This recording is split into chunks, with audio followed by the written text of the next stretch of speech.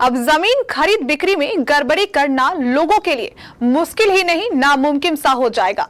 सरकार ने जमीन की खरीद बिक्री के सारे नियम बदल दिए हैं। इन नियमों के बदल जाने से भू माफियाओं का भी धंधा लगभग तबाह हो जाने की पूरी संभावना है।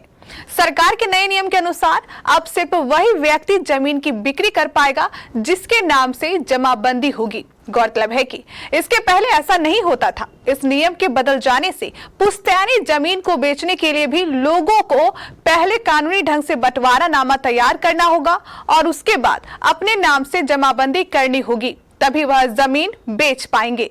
इन नए नियमों के लागू हो जाने के बाद ज्यादातर रजिस्ट्री ऑफिस में जमीन की खरीद बिक्री भी काफी कम हो गई है। हमारे बारसोई संवाददाता जयराम को बारसोई के अवर निबंधन पदाधिकारी शैलेश कुमार ने बताया कि जब से ये नियम लागू हुए हैं तब से जमीन की रजिस्ट्री की संख्या में काफी कमी आ गई है। लोग अब अपने जमीन के कागजातों को सुधारने में लग गए हैं। हमारे बारसोई संवाददाता जयराम का ये भी कहना है कि रजिस्ट्री की संख्या में कमी होने से रजिस्ट्री ऑफिस के आसपास के दुकानदारों का धंधा भी काफी कम हो गया है। पहले यहाँ लोगों का मेला लगा रहता था, लेकिन अब इक्के दुक्के लोग ही यहाँ नजर आते हैं।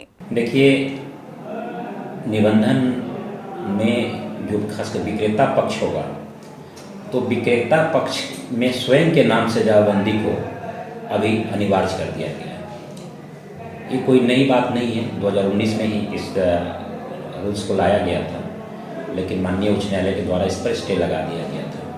माननीय उच्च न्यायालय ने अपने इस लिए गए फैसले में सरकार की जो पॉलिसी थी उसको सही ठहराया और अपने स्टे को हटा लिया। तत्पश्चात अब निबंधन कराने आने वाले सभी व्यक्ति को सर्वप्रथम जिस जमीन का वो विक्रय कर रहे हैं उससे संबंधित प्रविष्टि अपने नाम से अंचल कार्यालय में करा लेना होगा। अर्थात जो व्यक्ति जमीन बेच रहा है जमाबंदी सेल्फ उसके नाम से होगा।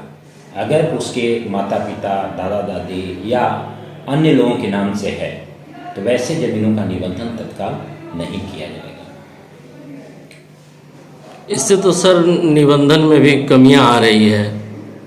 बिल्कुल, अभी जो हाल का रुझान है इससे स्पष्ट दिख रहा है कि जो पहले जितने निबंधन हो रहे थे उसकी तुलना में अभी मात्र 10% के आसपास निबंधन हो रहा है।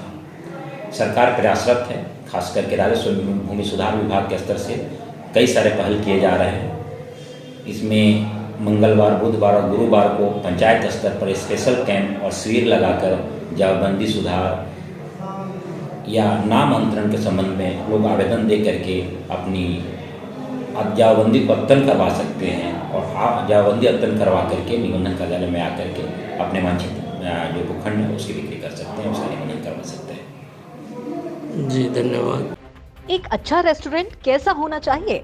जहां खाना स्वादिष्ट हो, प्राइस कम हो और बेहतर साफ सफाई भी हो। क्यों, है ना? अगर आपको चाहिए ऐसा ही रेस्टोरेंट तो नमस्ते कटिहार आपका स्वागत करता है।